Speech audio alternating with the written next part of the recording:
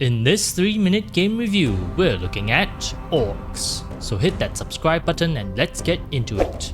ORX is a unique horde defense game that has both deck building and base building elements. The game has some beautifully illustrated artwork on its cards, and despite its simple lo-fi graphics, has a visually pleasing aesthetic.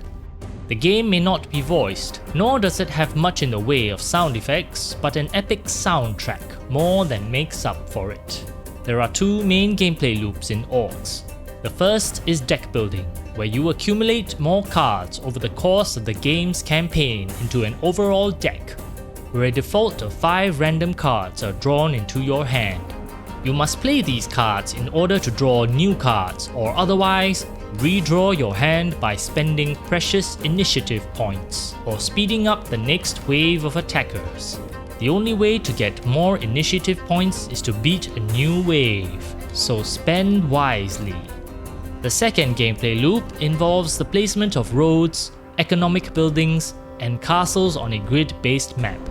Optimizing the layout of your buildings can net you a bonus toward your trickling gold income, which you can then use to play more cards and construct castles or train troops before the arriving hordes of attacking orcs.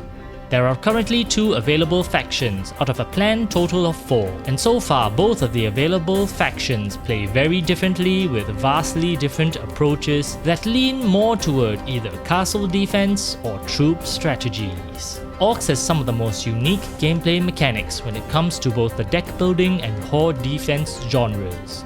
And despite the option to pause the game at any time, the game feels fast-paced and frantic, as you find yourself struggling to get the right cards in your hand as you reshuffle again and again before the next wave arrives.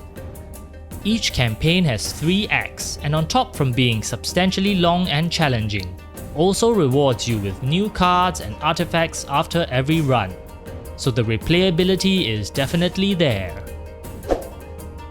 There currently isn't much of a story, but the way the factions and world is crafted and designed gave you a sense of the game's setting. There have been many recent titles that have attempted to mix and mesh different genres of games together, and not many of them succeed nearly as well as ORX has, especially when it comes to the weird and unusual deck building and base building combination. I would definitely recommend ORX to fans of deck builders and strategy games to give it a try.